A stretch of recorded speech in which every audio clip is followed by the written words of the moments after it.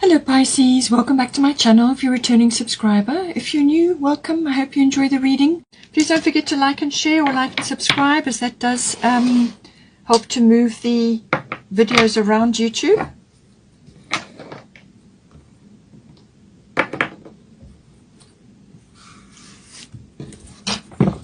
Let's see what we've got for you.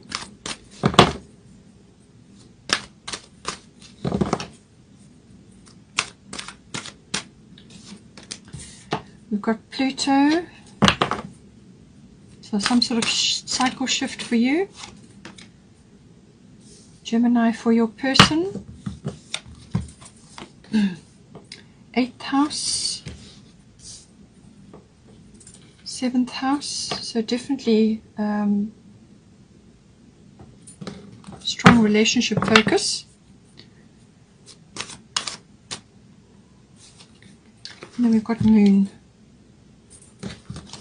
Bottom of the astrological deck is 2nd house, so this is all to do with income, but also self-worth and values, also your talents and abilities. Let's get some goddess guidance.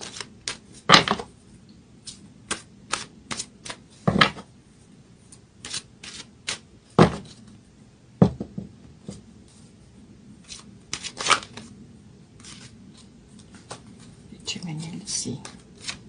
So we've got Sekhmet, Hathor, Sich, Vesta, and Mawu.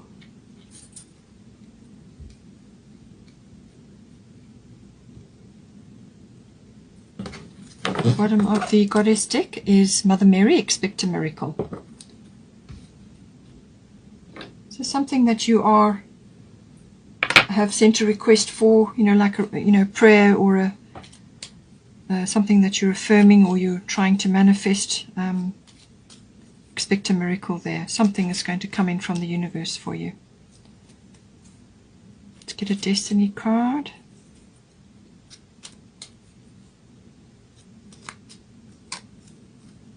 Enthusiasm. Okay.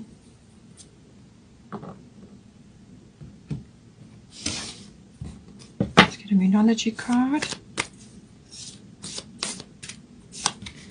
A new start is coming. You've got the 8th house, so that stands to reason there.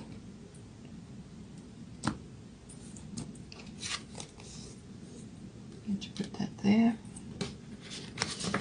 Bottom of the Moonology is Cardinal Moon. Be bold and make the first move. Okay.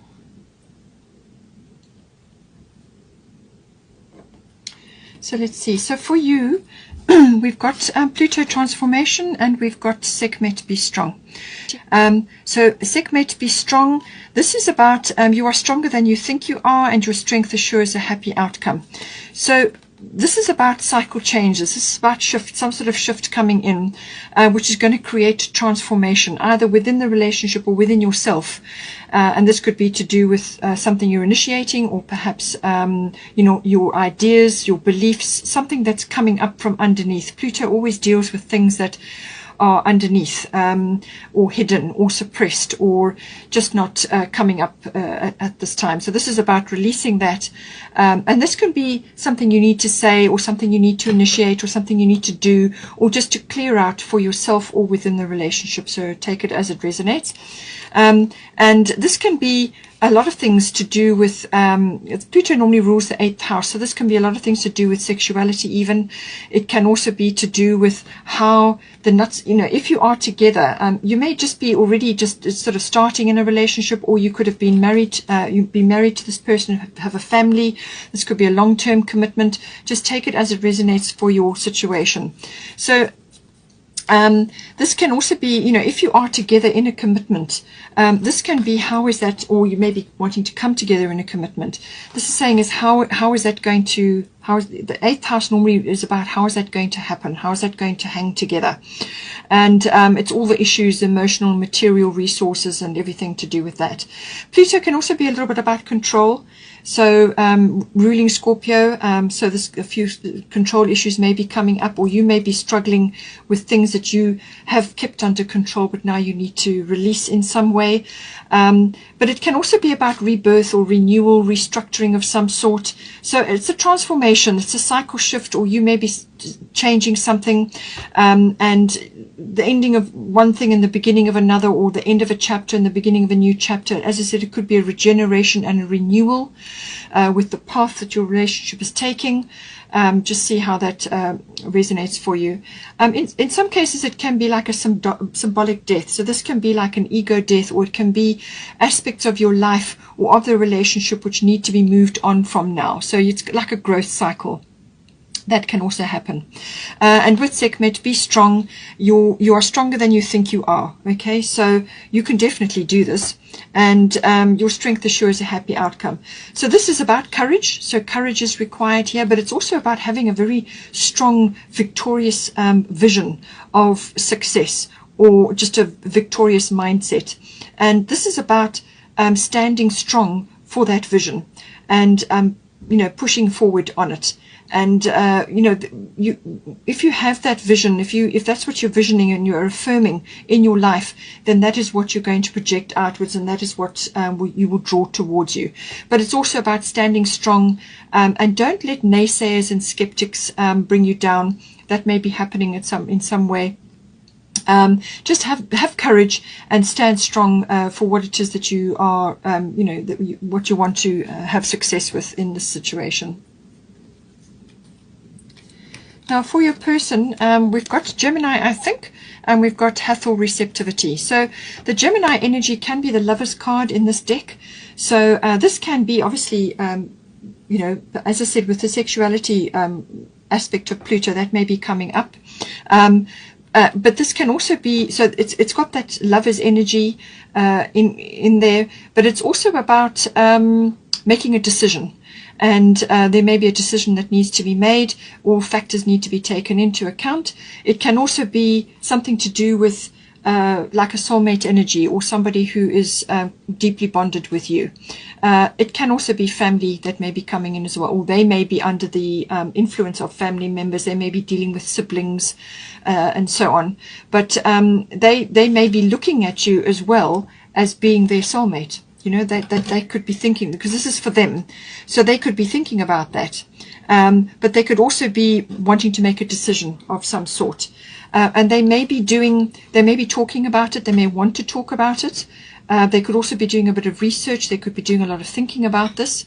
So research, or just trying to understand things, get more information, expression of ideas, exchange of ideas. Sometimes documents and contracts come into this as well, but it's about expression, and this can be, it's all forms of communication. So this is written, verbal, it can even be body language, and everything to do with that, what they are transmitting, what they want to say, and they may also be wanting to listen. Sometimes with the Gemini energy, it can be a little bit all over the place, and other times it can be, very focused sort of energy. But it's to do with communication, always important for them. So this is about something that they want to say, and they maybe just be trying to find the right words, or to come up with the correct framework for that, or they're thinking about a decision of some sort. Now, Hathor receptivity, this is for your person, allow yourself to receive. This will increase your intuition, energy, and ability to give to others. So they may be needing to listen actually to what you have to say as well. Because with the Gemini, sometimes it's more talk than listening. Details are important as well. They sometimes have so much going on, and they've got fingers in all different pies, and they've got so much happening that it's almost like they miss a few details, or they're so busy multitasking. So this may be that they need to actually be receptive to your point of view, or to factors that are affecting the relationship, or they maybe need to be receptive to this perhaps soulmate energy or lover's energy.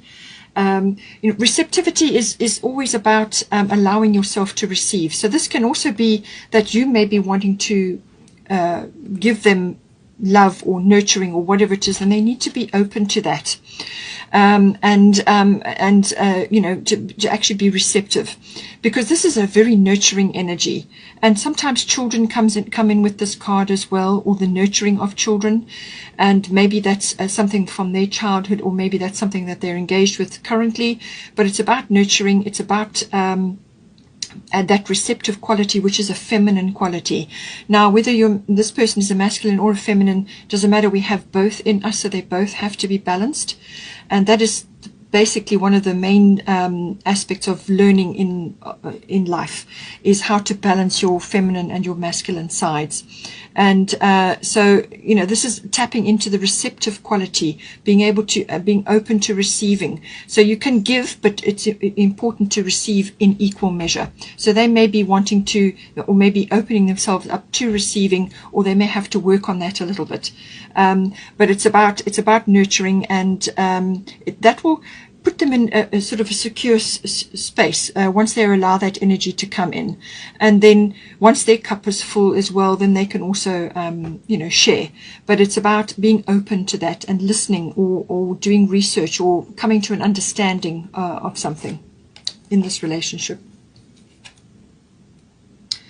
Then we've got here, for the current situation, we've got 8th house endings and beginnings, and then we've got Sich, quiet time. So with the Pluto rules the 8th house, as I said, normally. So this is the 8th house is always about if you're coming together in a commitment, or you may already be in a commitment, and you may have been in there for some time, you may have children, whatever your situation is. This is about you know, the nuts and bolts of the relationship. How is that melding together? How is that going to meld together, or how is it melding together? And there may be some sort of cycle change or shift or realignment that needs to occur with that. It is also about the ending of a cycle and the beginning of a new cycle, or the end of a chapter and the beginning of a new chapter. So take that as it resonates. It can also be about sexuality. It can also be about birth, and also about death. Now, the death is normally symbolic. It can be a passing over. In some cases, that may be the situation, but it's about usually a symbolic death, like the death of the ego, or some aspect of the relationship, or of this, like the cycle. That cycle is finished, and now you're beginning a new cycle. So, and it's about birthing that new cycle, or in some cases, maybe actual birth. So take it as it resonates for your situation. It's also financial matters come up in the 8th house, so that may be an important impact on this relationship. But I feel it may be just the reorganization, or the rearrangement, or the realignment of how things are working at this point. Material and emotional resources. It can also be handling other people's money. Maybe you're handling each other's money, or there's some aspect of that needs to be realigned. And it can also be, you know, a big finance. This is normally investments, insurances, you know, banking, accounting, tax comes in as well. All of those big things, assets of all kinds. It can also be inheritance and legacies. So you may be wanting to create a legacy. If you've already been married for some time, you have children, you're wanting to create a legacy, then this is about how is this going to occur now.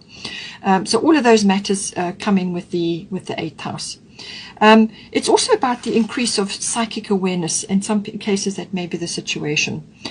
With Sich, quiet time, take some quiet time alone to rest, meditate, and contemplate. So I feel there's some decisions that need to be made here, or some realignment that needs to occur. And there's like a meditative pause which is occurring at this time. You may just be, both of you, or one or either of you, is going through this contemplation phase, which is basically a form of meditation where all the angles are looked at. You're going within for guidance. And it could also be that maybe your person is quiet at this time, or you are quiet at this time. And that is affecting the relationship. So just take it as it resonates. But it's saying that there's great value in this quiet time. And there's this contemplation and meditation is going to produce answers, and even prayer. And you've got Mother Mary here, expect a miracle. So I do feel that you know, this, whatever you are praying about, requesting, or envisioning, or just communing about, getting divine guidance on, will be answered. But that quiet time is important to go through with this, especially in the 8th house. 3 and 2 is 5, so I do feel that May is going to be crucial for this. As I said, Mother Mary, expect a miracle. Have faith that your prayers have been heard and are being answered. So, expect a miracle, Mother Mary energy. So, whatever you are hoping for here, or whatever you are wanting to work out, send out your request. Have belief that it has been answered, and then let it go, and let the universe deliver the very best solution or solutions to the situation. Detach from an outcome. That's the very best thing that you can do, because as soon as you attach to an outcome, it blocks the flow. So send out your request in good faith, and then have belief that an answer will come, or the prayer will be answered, and then let the universe answer the prayer in the very best way for you or your situation, whatever it may be happening. But have faith. That's very, very important. Now it's saying here, a new start is coming. So new moon is always about new starts. It's a clean slate, you kind of it's kind of like a potential as well, or dreams may be manifesting.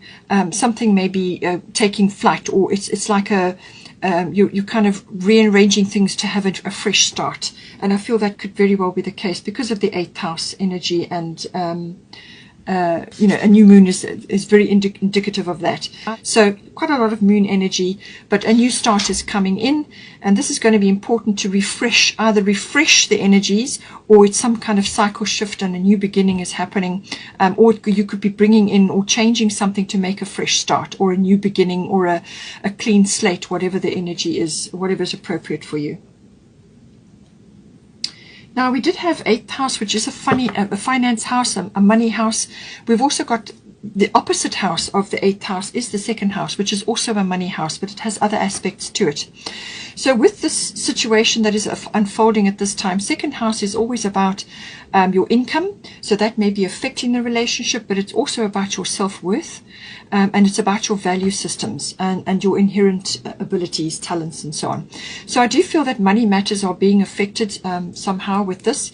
It's also about your value systems, what you value. So with the situation in the world, in the last year and a half, this is all about realignment of values. All right. And for many people, this is a lot of things have been let go of. A lot of ideas have come and gone, or what was valuable in the past is no longer valuable. What's important is home and family, or whatever the situation may be. So there's like a realignment of values occurring. And this is worldwide. So don't feel alone if you are caught up with that. But it can also be, values to do with material things. What is important and what isn't. Ownership comes in with this as well. And this can be property. This can be material things, actual like cars and things in the home, but it can also be land, and also property as in physical homes. Now whether those are investments or whether that's where you're living, and your person has got Gemini, I think, so there's some sort of decision, and Gemini is about communications, but it can also it rules the 3rd house, which normally is about contracts and documents as well. So there may be something to do with that coming in. Some realignment from a property point of view or a land point of view, ownership of things, some realignment. And integral to that is self-worth. So this is self-worth for either one of you, or, how you may be feeling in the situation.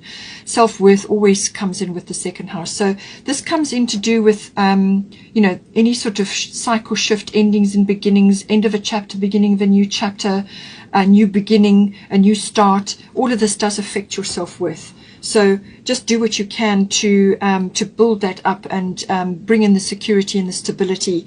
2nd house is a growth house. It's about growth. So all of those factors will come in as well. Now we've got here, for the advice section, we've got a Vesta home and we've got 7th house partners. So the 7th house is about your one-on-one close personal relationships. In this situation, it is the actual relationship, but you've also got Vesta home. So this is indicating some sort of shift in the home. Now, whether this is it says here, your household situation is improving either through a move or a healthy change in the occupants. So just apply it to your situation. It could also be a renovation or some kind of change, within the home. You're making it better, or upscaling or downscaling, or whatever the situation may be. Apply it to your situation. But it's saying that it's a positive thing, whatever is occurring. It's a positive situation, and something is improving from what it was before. And you can also bring this energy, this creating a home. You can actually make it a more loving place. Put your energy into it. Put your you've got enthusiasm here, so put your enthusiasm into your home, whether it's a new home, or you're changing something within the home, or perhaps somebody has moved out and now you're realigning the home, whatever the situation may be. But put your energy and your enthusiasm into that. Make your home your castle. So this must be your palace, your beautiful place where you go to feel secure, to be where you feel that you can be yourself. But also you can make it a romantic place, or a loving place, or both, or just a creative space, whatever is right for you. But make sure that you put your energy into your home, and that is going to enhance your relationship. That is going to make it better. Or make your home a more inviting place. I mean, you may not be in a full commitment yet. You may still be setting something up, and you want to make it inviting for you and your person who may not be with you at this time. So put your enthusiasm and your energy into creating your home as best as you can, as happy and as loving and as attractive and appealing as possible, because we spend a lot of time there, but this is time that is sort of where you go to dream. It's also your rest. It's also your loving section. It's also your family section. It really is the heart of the home, is hugely important. So make sure that it's working for you, and that will enhance your relationship. We've also got here, be bold and make the first move, cardinal moon. So this is an energy, initiation energy, and it's saying that in some way here, probably to do with the home, or we'll get later on to this discussion and see. But this is saying that there's something needs to be initiated here. So I feel that's to do with your actual home environment. You need to make it as appealing and loving and family oriented, or just beautiful, whatever is your interpretation for the home change coming in. You need to give it a boost, redecorate, or whatever the situation is. But be bold and make the first move. This is action energy, and it's going to help your situation. Take it and make something from it. Create something which is going to be lovely and happy and wonderful for you and your person, or your family, or whatever the situation is. And that will boost a lot of things, a lot of areas in your life. Your hearth and home are important, and this is your bedrock. Everything else comes from there. We've also got, for the sort of potential or outcome, we've got Moon Soul, which is very much about the house and the home as well. It's all domestic issues come in with the moon. So I do feel the moon is, the home, your home is very, very important at this time, whatever you're initiating or doing there. So make it your castle. This is where you are. This is where you go to be secure, and where you can feel and be relaxed and be at one with yourself. And so create it that way. And it's also about your emotions. It's also about your emotional cycles, your emotional life. It's also about your habits. So I do feel that, with the second house coming in here, and you've got Mother Earth, there's land or property issues coming up with this, but it could also be about creating a garden, or making, as I say, make your home your castle, and make it as beautiful as you can, but also it's your grounding space. Your home and hearth is your bedrock. So the moon is all about that. It's also about, you may be gathering pieces from like antique stores and things like that. You may be bringing that in depending on your tastes, but it can also be bringing aspects from the past. So this can be items from the past. It could be an inheritance, or it could be from your granny, or whatever it is, but bringing in aspects into your home which are important for you. But it could also be that a bit of nostalgia and sentimentality. But I do feel what it is, it's about nurturing yourself, you and your person, or your family in your home, your security. You know, this is your castle. This is where you go to relax and be yourselves. And so that's very important. It's a nurturing energy. It's about food and diet and all of those lovely nurturing clannish things. And it's also, you know, about birthing. So you may be birthing, physically birthing, or you may be, as I said, birthing a new home environment. And all of those aspects come in. It's about emotional life, instincts, intuition, all of these things. It's also about building up resilience as well. But ultimately, you need to make it your place, your go-to place, to get away from aspects outside of the home. Now, with Maui, Mother Earth, you are called upon to help with environmentalism. So that is a side issue to do with this card, but I do feel it's about grounding. So you need to ground yourself. With the moon energy, there can be a lot of emotional stuff going on. So whether it's nostalgia and sentimentality, or whether there's just a lot of emotion, if you are moving home, or if your children are moving out of your home and you are now downscaling, just apply it to your situation. There can be a lot of emotion with that. This is things like sentimental things that you own that are now, you know, you're parting with, that your children may be taking that with them, or you may just be rearranging something, and it's going to bring up a lot of emotional situations. But it's saying you need to ground yourself. So do grounding activities, spend time in your garden, or walking on the earth barefoot. Also get your hands in the soil if you have a garden, or if you've got potting plants. Do whatever you can. You can do grounding meditations. You can actually also get involved with environmental situations, whether this is a charity or a cause that you're passionate about, something to do with the environment.